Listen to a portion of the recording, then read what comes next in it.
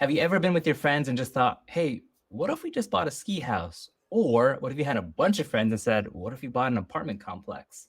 That's all possible. And today we are breaking down real estate syndications coming up next.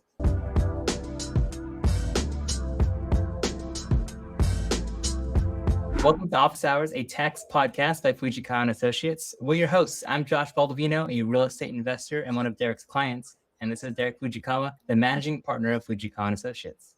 Derek, how's it going today? Good, thank you. How are you doing?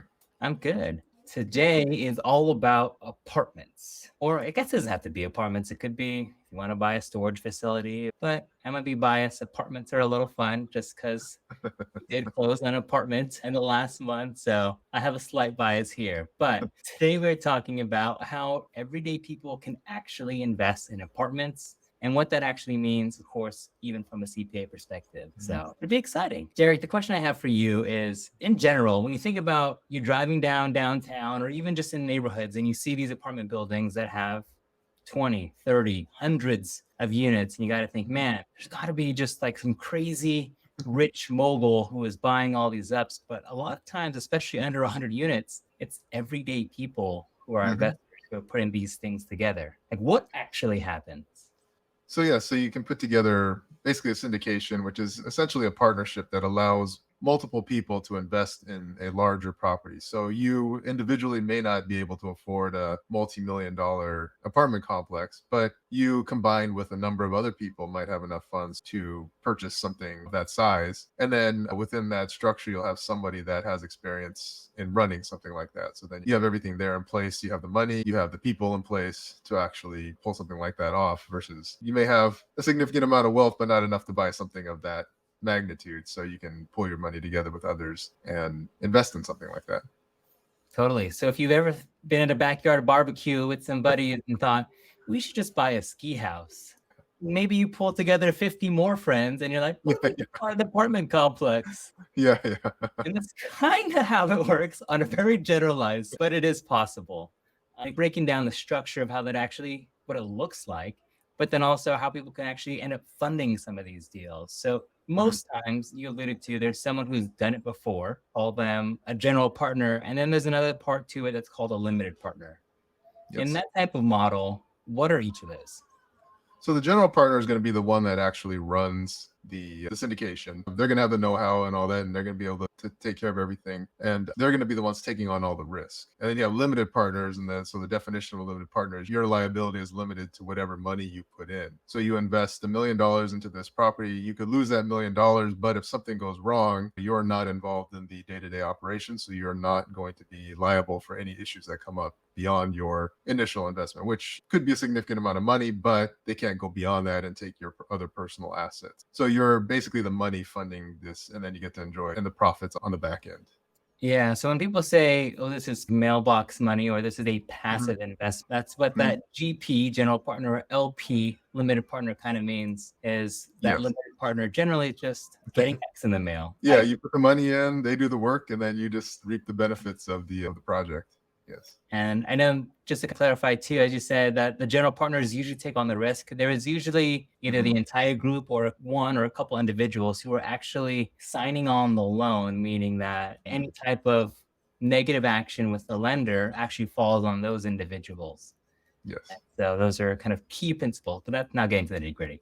Yeah. Okay, so who can actually invest in these? A lot of times, if you've gotten any type of solicitation or talked to a friend about this, one of the first questions they'll ask is, are you an accredited investor? That sounds like a gatekeeping, but what does that actually mean? There's a level of risk to these, and so they want to make sure that you have sophisticated investors that understand what they're getting into. And so in general, for individuals, an accredited investor would be someone that has either $1 million of net worth exclusive of their residence, so $1 million of net worth other than their primary residence, or if they have, as a single individual, $200,000 of annual income, or as a married couple, $300,000 of annual income. In the Bay Area, probably quite a few more in accredited investors than maybe most other parts of the countries, but yeah, that's the definition of an accredited investor. Can non-accredited investors still invest in a syndication? The answer would be yes. Okay. Well, it depends, right? It depends on the type, right? And I forgot the letters. There's what, the B and the C. The B and the C. Like B means yes, you can. Yeah. Is C the one where you have to be accredited? C has to be accredited. So B basically just means you have to know the person individually, and then there's Yeah. almost a track Okay. record of. Yeah. A short answer to this is that depending on the structure, whether you're accredited or not, you still may be able to invest. Obviously, CPA, or if we don't have one, you could check with Derek, and we can help you figure that out. Yeah. Okay, so next question that we get is whether you are accredited or not, you could still potentially be able to invest in these. Where are these funds coming from? So they can come from anywhere. Savings, if you have substantial gains, you can use those. It doesn't affect the gains itself, but you can use any type of funds. You can use retirement funds for these. You have to have a self-directed IRA, so you can't necessarily use money out of your 401k account. They may not allow outside investments. But if you have a self-directed IRA, then you should be able to use those funds to invest in a syndication. And without getting super nitty gritty into the differences between different 401ks and retirement plans, I guess how can someone set up a self-directed IRA? One, you have to have either retirement funds. So you can either contribute to it currently, but you're limited to 6,000 a year. So you can put a little bit in now, or if you have, say, an old 401k plan, you can roll that into an IRA, and you'd set that up with an investment company that allows for these outside investments. And then you would just use those funds and invest into whatever syndication you're looking at. Yeah, that seems like the most common path that people do is that, say they worked at Microsoft or something, had their 401k, moved on to a different job. At that point, they then would switch over into a self-directed. Makes it a lot more flexible. Yes. Yeah. So the IRS changed the rules a little while ago, so you can actually move your 401k from company to company. But what most people will do is they'll just have one kind of bucket rollover IRA, and you work at one company, especially in the Silicon Valley, people will work for one company for 4 or 5 years, then move on to the next company. And this, you could take that 401k, put it into your IRA. If you leave this next company, put that into your IRA, and just keep filling that IRA up with these different 401k plans that you keep contributing to. And then just for the amateur question that we have here, you're taking the funds in the self-directed IRA now that you invested in an apartment complex. Yes. And that starts producing cash flow. That cash flow goes back into that account, right? Yeah. It has to stay within the IRA. If you pull that money out and you take that individually, then that becomes a distribution from your IRA. And if you're under retirement age, then that's taxable and subject to penalties. So yes, it does have to stay within the IRA. Everything, the income that spins off of it, as well as when you eventually exit that and sell it, all that proceeds do have to go back into that self-directed IRA. Basically the same as if you were to invest in stocks inside of your account, yes. Build up in value, maybe gives you distribution or something. So yes, it all has to stay in the IRA. Okay, so another really common question we got, especially in this first indication, is on the marketing material. We talked about 100% bonus depreciation through a cost segregation. Yes. Lots of tax words. One, what does that mean? And two, can a normal person who has a job, how does that impact them? So the cost segregation is just a report that is an analysis that the company will do and separates out all the different components of the building. So especially with an apartment building, you're going to have a lot of different pieces to that aren't necessarily the building itself. And so anything that has a lifespan of 20 years or less, you can use bonus depreciation. And if it was purchased in 2022 or earlier, you had 100% bonus depreciation. So those assets you could write off immediately the year that you bought them. So 2023, it goes down to 80% and then down to 60, 40 until it goes away. There's talk that they may extend it, but they haven't yet. So as of now, it's 80% for 2023. So that bonus depreciation combined with the cost segregation can provide you a huge deduction against your taxable income. Now, a syndication, if you're a limited partnership, this is passive income. And so it could create a huge loss. But if you have no other passive income, then that loss is just going to get carried forward. So it'll benefit you eventually, but you may not see this big, huge benefit right at the beginning when you actually see those deductions hitting the syndication itself. So if you had any questions about investing in a syndication, the cost segregation, if you ever look at any of these, let's just call them brochures or pamphlets, offering memorandums for them, you need someone to break it down, let Derek know. And if you actually wanted to see an entire video about cost segregation, as exciting as that sounds, and it actually really is, okay? We did one on our short-term rental, and Derek broke down the cost segregation report on my personal short-term rental that we have. That'll be all linked down below too. And I promise you, not a sexy name, but it's a really cool result. So, I don't know, anything else to add on cost segregation? That's unless you want to get really into the weeds in it, that's a pretty good overview. Yeah, check out that video then. That's all linked down below. Yeah. Okay, so if you are a limited partner, are there any other ways of passively investing in real estate?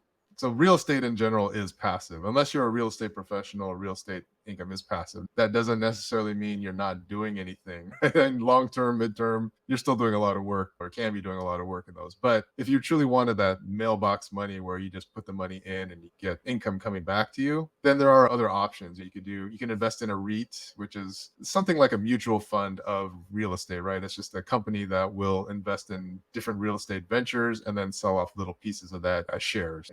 It's not a mutual fund, but it's like a mutual fund of real estate investments, or the syndication like we were just talking about. Although that one, you do most of them, you need to be an accredited investor, so you'd have to have a decent amount of money in order to invest in that. So the REIT does give you a smaller cost of entry. And then your other option is maybe you partner with another person, you're the money person, and you have someone else that's the one that's going to manage everything, and you can split profits however you agree to. That's really all up to the two people, or however many people involved, how you want to structure it. It could be 50-50, 60-40, however you want to split the profits. There's no rules to that. It's just whatever you come to an agreement on.